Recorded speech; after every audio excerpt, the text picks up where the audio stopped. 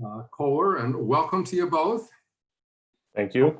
Keep it cool, and I'm sure there was some heat at the school board meeting, but I just wanted to say before we get started talking about what Dover has decided to do on its reopening plan, that it is really extraordinary what you on the school board have done, what the superintendent, the principals, and particularly the teachers.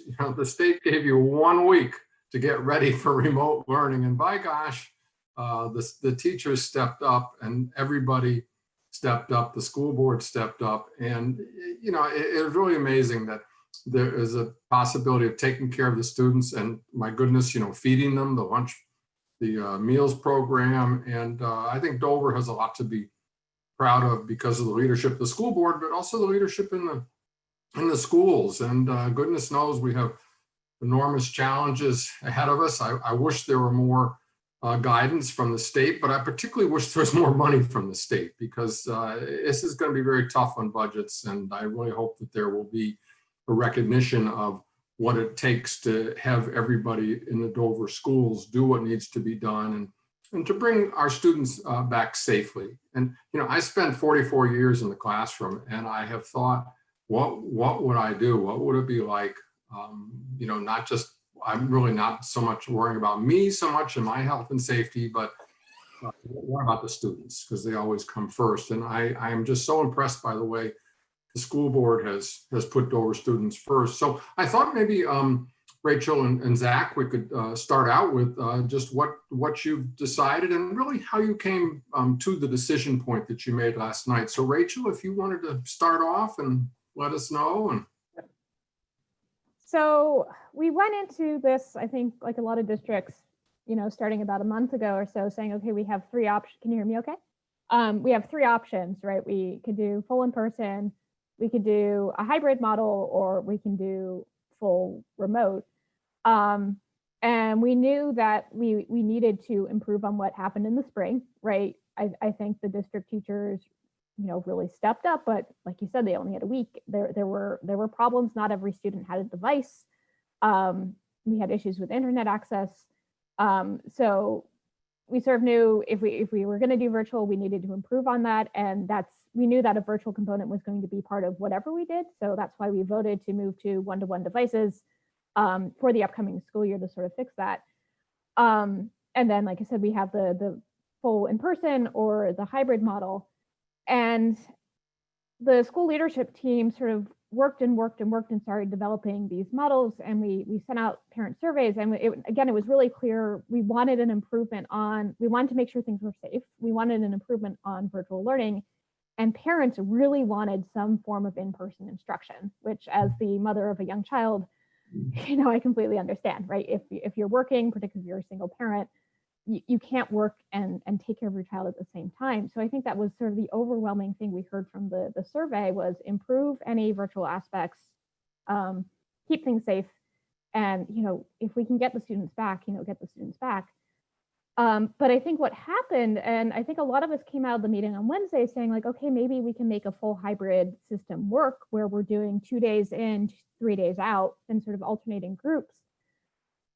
But then as we sort of started to think through the models of that, it's like the high school would basically be, we couldn't sort of bubble the kids, right? There would be a lot of intermingling, particularly at the high school and middle school level. There was questions about staffing levels. So we can't have teachers teaching in the classroom and remotely at the same time. So if we did a hybrid model like that, virtual learning was going to suffer. Parents wouldn't be able to get the teacher interactions they said they wanted in the surveys we had. And we just, with the safety aspect, we started hearing stories about the camps in Georgia or the schools in Indiana that had cases on the first day. And that was a school about the same size as Dover Middle School, where that case popped up. So I think what sort of happened between Wednesday and Monday was sort of the realities of what it would mean to do a full hybrid model really started coming home in terms of funding, in terms of staffing levels, and in terms of safety.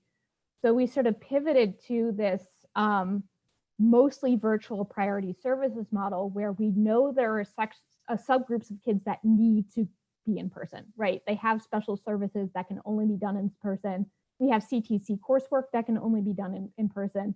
And there's significant groups of students that didn't engage with remote learning that we might need to do specialized interventions for. So what we're sort of looking at is putting, we're short on resources. So going mostly virtual lets us use those limited resources on the kids who really need to be in person, while also providing a quality virtual experience to sort of everyone else in the district.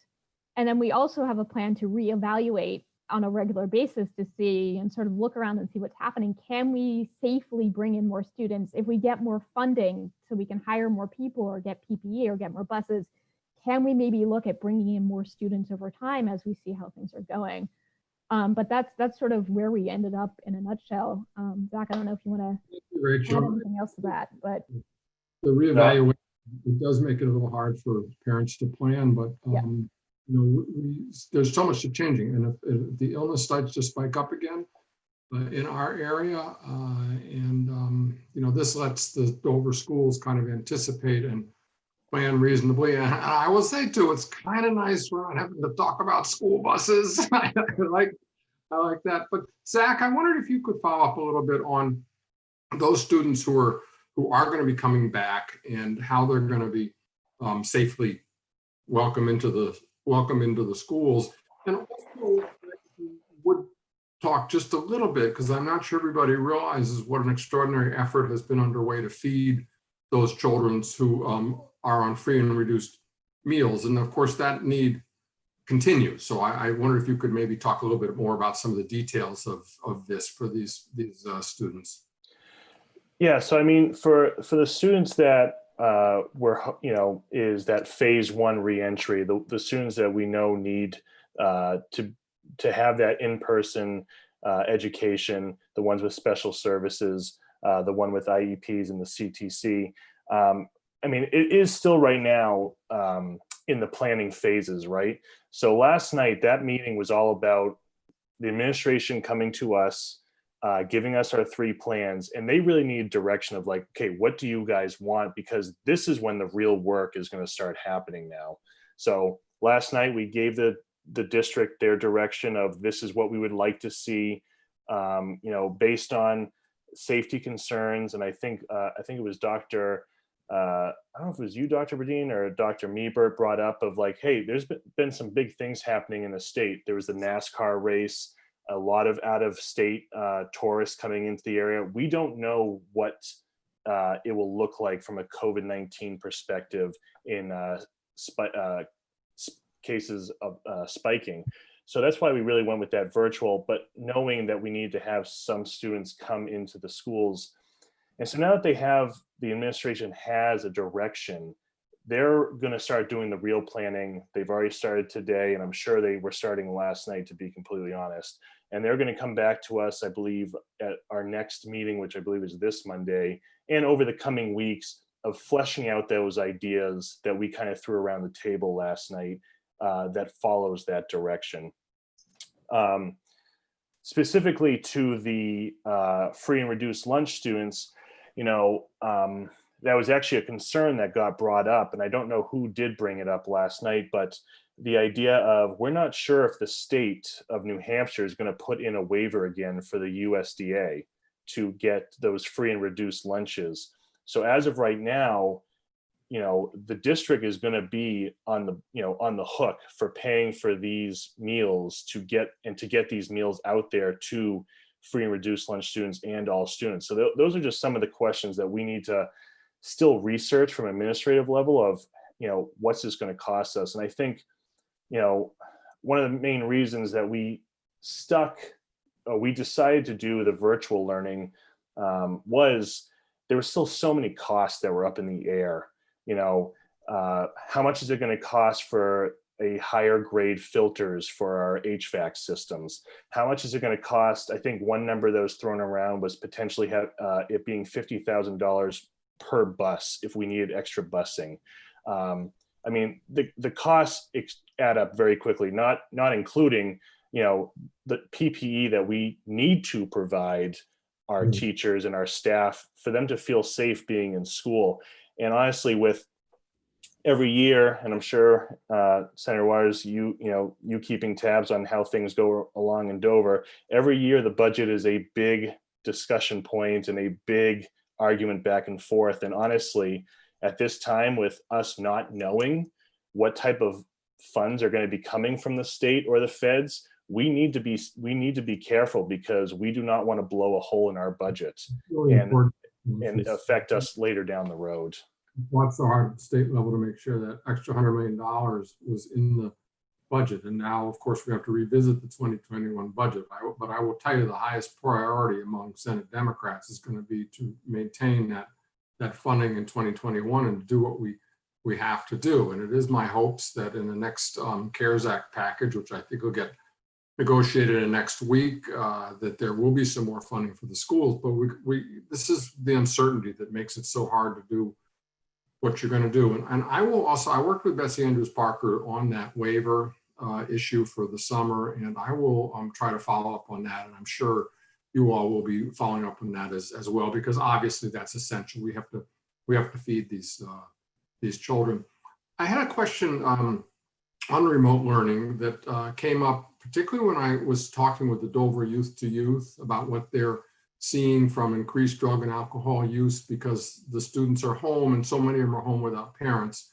And then also I did talk to the Dover school resource officer and about conversations, because she does quote unquote truancy, and was being given lists of students who had not logged on. And it seems to me that I'm hearing from Dover and from around the state that it might be 25% who have not, in some cases never logged on. And the questions of attendance, what we can do going forward to deal with that, because as everybody knows, the students are falling behind, and also the difficulties of this working for young children. So I think people are going to be looking to what needs to be done to ensure that if it's going to be starting out remote, how do we improve on that? So I don't know, Rachel or Zach, if you had any thoughts about that, or Rachel and me, or. So I know basically from the first parent survey we did, right, we saw at the beginning, so the first 2 weeks, our attendance was basically on par with what it was in the district sort of normally. But then as it went on, right, we had more and more students sort of dropping off until I think we probably got to about that 25% rate in terms of students not logging in. I know this time we're looking at sort of taking attendance differently, right? So for the spring, it was basically have you logged on, have you sort of made a minimal effort? Now that we're looking to have more live sessions, right? It's going to be, are you showing up for that live session or not?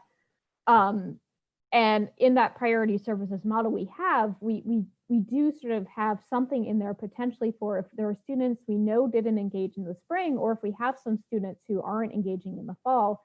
Again, if we're sort of concentrating on, we want to bring back the students we absolutely need to and keep as many people virtually as possible.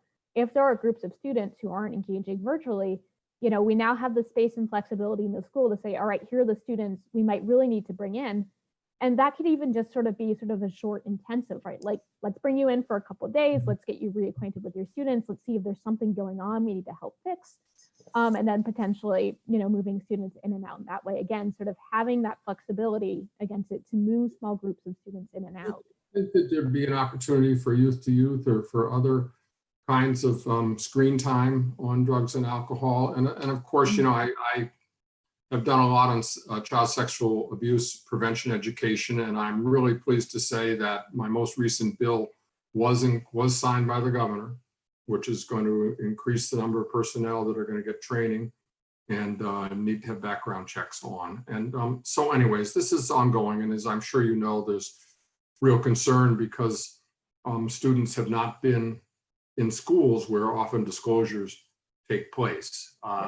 In education on child sex abuse prevention is mandated because of my earlier legislation that some of these things about student wellness and student health. So I just don't know whether, Zach, you've already had any conversations about?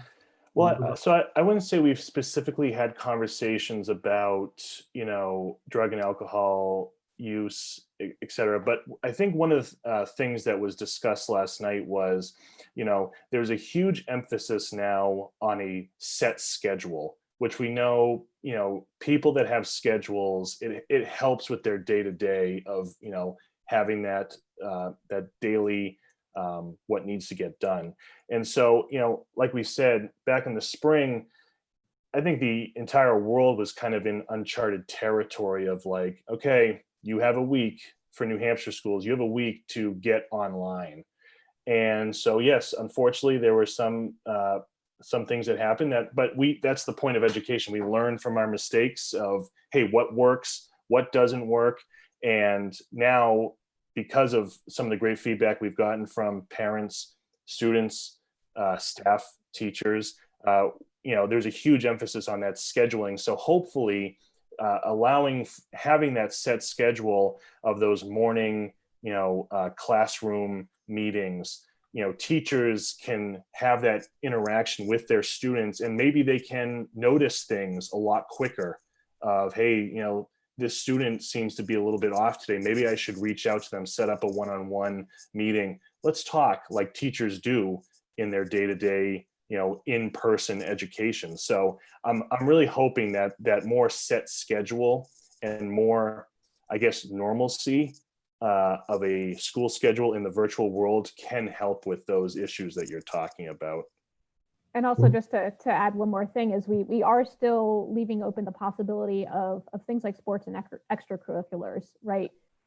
So students might have the, if you're normally worried about what happens with my kid after school, are they getting into trouble? And, normally they're at soccer practice or football practice or doing band rehearsal.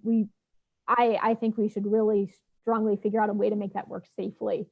So that the kids have a place to go. They're in contact with an adult in person, possibly in a safer environment than in the classroom. Maybe they're outside. So we would still hopefully have those other places for kids to go in the afternoons to stay out of trouble and sort of check in with an adult who's not their parent. Yeah. Well, Rachel, you brought that up because obviously the remote learning has disproportionate impact on a couple of groups, and one are the student athletes.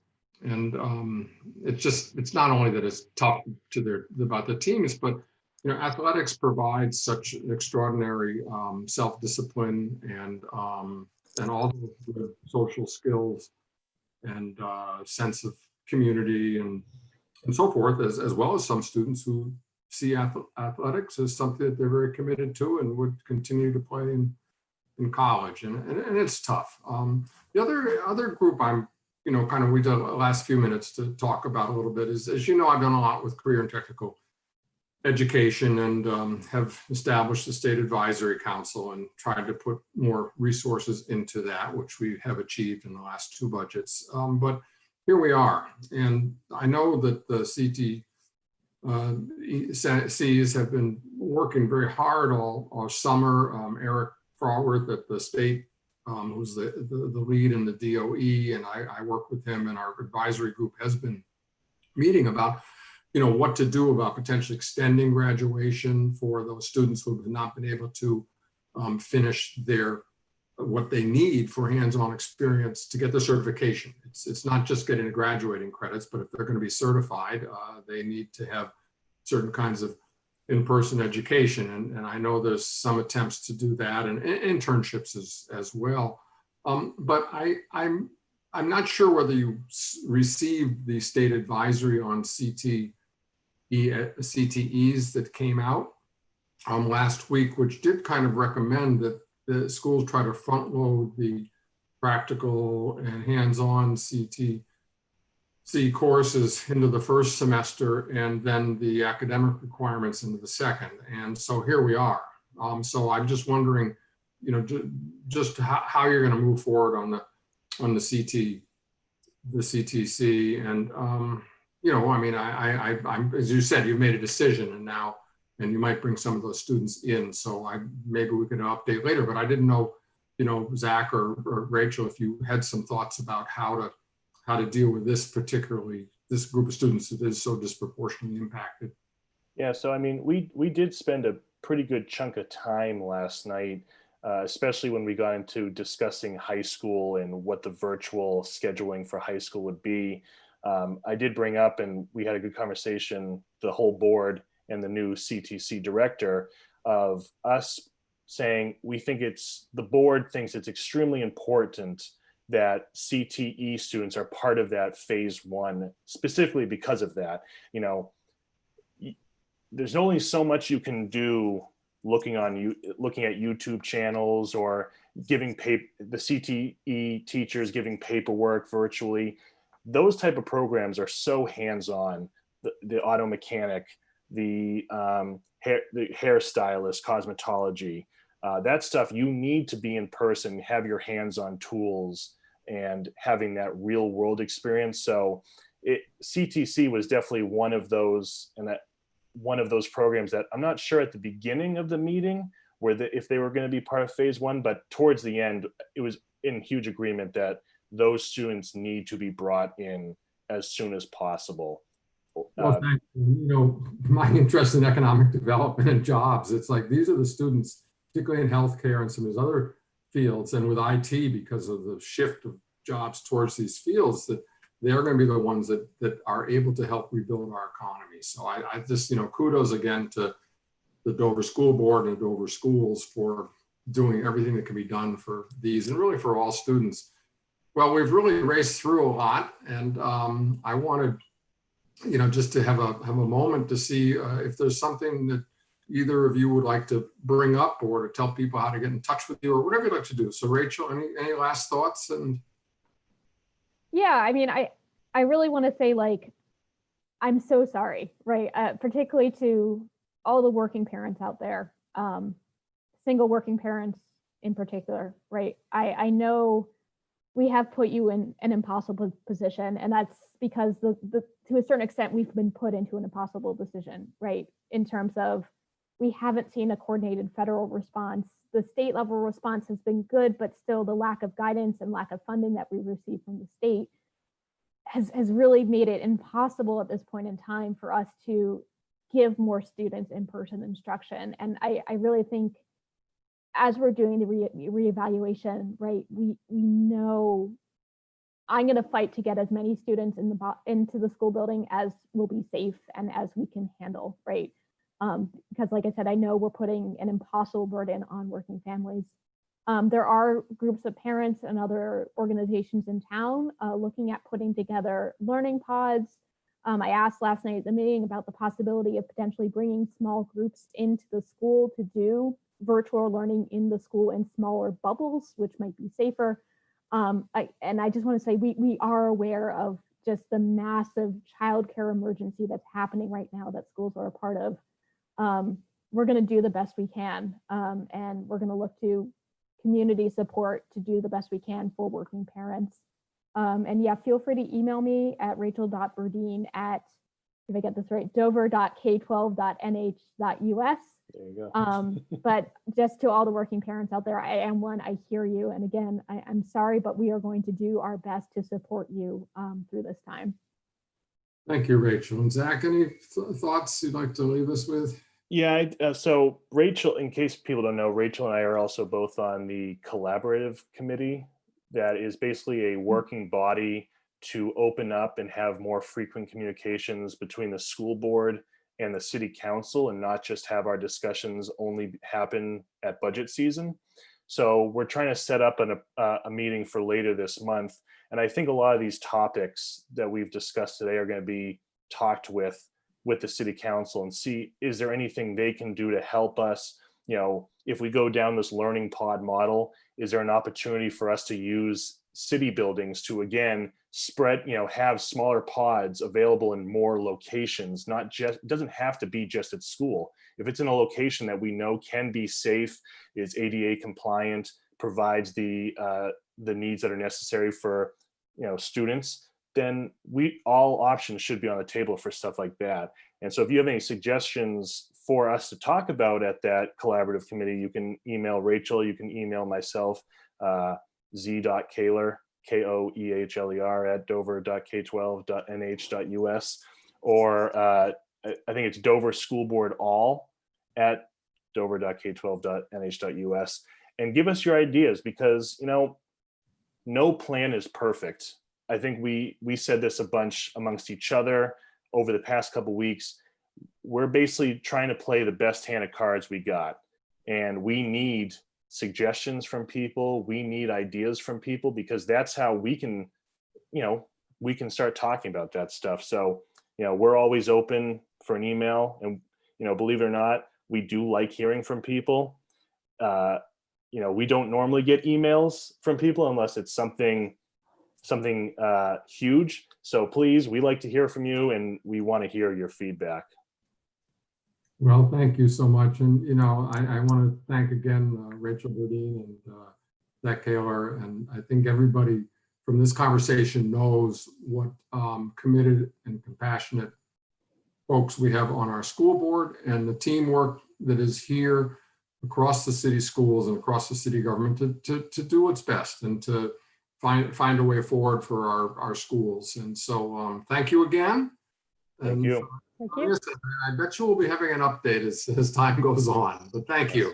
Thank you. Bye, everyone.